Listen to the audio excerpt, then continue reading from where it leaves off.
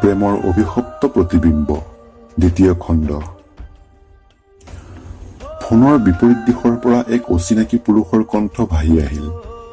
দিব্যাংগনাই hello' বুলি কোৱাৰ লগে লগেই বিপৰীত দিশত থকা ব্যক্তিজনে কলে, মই পোহৰ বৰুৱা। অভিনাশ শইকীয়াক বিচাৰিছো, পামনে বাৰু তেখেতক? দিব্যাংগনাই ভালকৈ বুজি পাইছিল যে বিপৰীত দিশৰ ব্যক্তিজনৰ অৰ্থাৎ পোহৰ বৰুৱাৰ ৰং নাম্বাৰ লাগিছিল।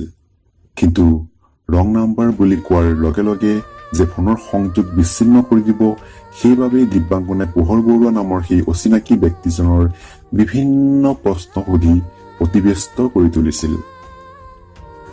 এজন সৰু ল'ৰাৰ দৰেই পোহৰ বৰুৱাই দিব্যাংগনাৰ প্ৰতিটো প্ৰশ্নৰ উত্তৰ দি গৈছিল। শেষত দিব্যাংগনাই নিজে কৈছিল, মিষ্টাৰ পোহৰ বৰুৱা, আমাৰ ঘৰত কোনো অবিনাশ শইকীয়া নাই। আপোনাৰ কিবা ভুল হৈহে ফোনটো মোৰ দেউতাৰ ফোনত লাগিল।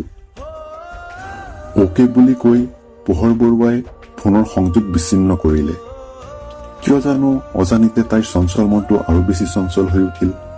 বাৰে বাৰে পোহৰ বৰুৱা নামৰ সেই অচিনাকি মানুহজনৰ কথাকেই মনত পৰি আছিল। নজনাকৈয়ে দিব্যাংগনাৰ মুখৰ পৰা ওলাই আহিছিল, প্ৰেমৰ ঐশ্বৰিক মাদকতা হিয়াৰ উপলব্ধি কৰিব পাৰিলে কালিলৈ মই তোমাৰ প্ৰেমিকা হৈ পৰিম আৰু নীলাখামত প্ৰেৰণ কৰিম উক্ত প্ৰস্তাৱনা।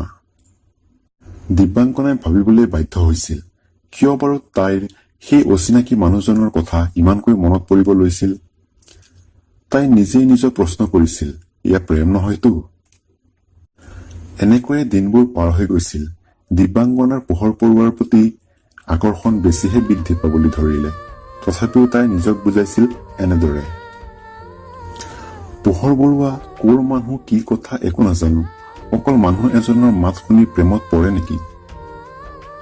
এইবোৰ কথা ভাবি একো লাভ নাই বুলি তাই অৰ্থনীতি বিজ্ঞানৰ কিতাপ এখন মেলি ললে। দিব্যাংগনা তেতিয়া BA প্ৰথম বাৰ্ষিকৰ ছাত্ৰী। যি নহওক, সেইদিনা আছিল জানুৱাৰী মাহৰ প্ৰথমটো দেওবাৰ।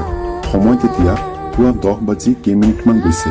ৰাতিপুৱাৰ পৰাই চেৰা চুৰুকাকৈ আহি থকা আপদীয়া বৰষুণ জাকে আজিৰ বন্ধ বাৰটো বৰবাদ কৰিলে বুলি দিব্যাংগনাই ভৰ ভৰাই উঠিল।